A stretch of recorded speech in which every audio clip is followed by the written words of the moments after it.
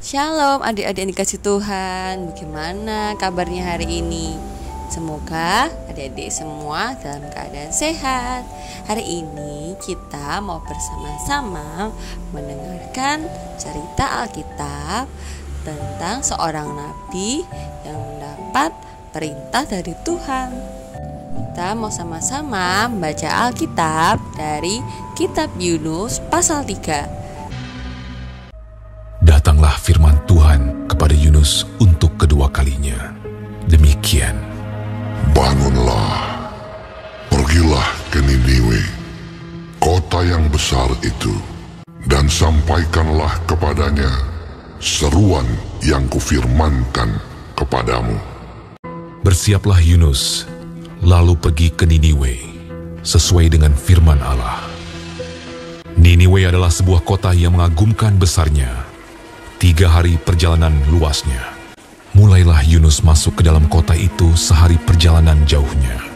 Lalu berseru, 40 hari lagi, maka Niniwe akan ditunggang balikan. Orang Niniwe percaya kepada Allah. Setelah sampai kabar itu kepada raja kota Niniwe, siapa tahu, mungkin Allah akan berbalik dan menyesal, serta berpaling dari murkanya, sehingga kita tidak binasa. turunlah ia dari singgasananya, ditanggalkannya jubahnya, diselubungkannya kain kabung, duduklah ia di abu.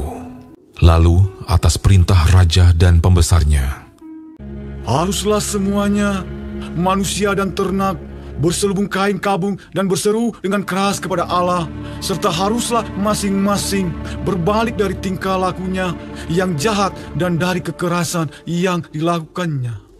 lalu mereka mengumumkan puasa, baik orang dewasa maupun anak-anak, mengenakan kain kabung. Ketika Allah melihat perbuatan mereka itu, yakni bagaimana mereka berbalik dari tingkah lakunya yang jahat, maka menyesallah Allah karena malapetaka yang telah dirancangkannya terhadap mereka. Dan ia pun tidak jadi melakukannya. Pernahkah adik-adik melakukan kesalahan lalu ditegur oleh orang tua atau guru atau orang sekitar kita? Bagaimana perasaan adik-adik saat ditegur? Apakah adik-adik ngambek atau menerimanya dengan sukacita?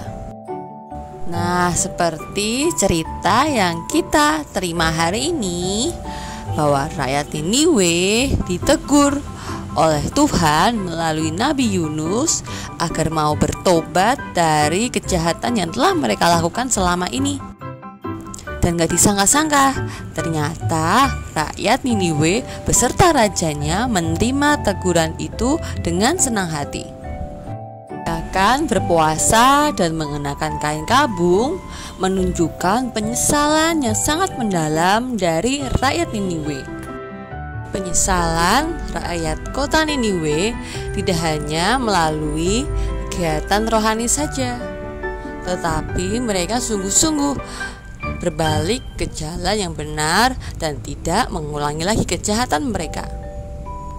Allah melihat kesungguhan rakyat Niniwe yang benar-benar ingin berbalik meninggalkan dosa-dosa mereka. Dan akhirnya Allah membatalkan rencana untuk menghukum kota Niniwe. Coba bayangkan adik-adik, bagaimana nasib kota Niniwe jika Tuhan tidak mengutus Nabi Yunus untuk menegur mereka. Mungkin saja mereka akan mengalami hukuman dari Tuhan yang sangat berat. Begitu pula bagi kita anak-anak Tuhan, jika kita mendapatkan teguran karena kita melakukan salah, itu adalah hal yang biasa. Karena maksud dari teguran ini adalah menjadikan kita semakin baik dan tahu bahwa apa yang kita lakukan adalah salah atau benar. Teguran seringkali tidak enak didengar atau bahkan menyakitkan. Tetapi kita harus percaya bahwa setiap teguran yang kita terima semua demi kebaikan kita. Kita terima dengan sukacita dan kita juga menyesali apa kesalahan yang telah kita lakukan. sehingga kemudian hari kita tidak akan mengulanginya lagi. Demikian cerita Kak Grace hari ini. Semoga kita sama-sama belajar untuk makin dewasa dalam menerima setiap teguran. Sampai jumpa minggu depan. Tuhan Yesus memberkati.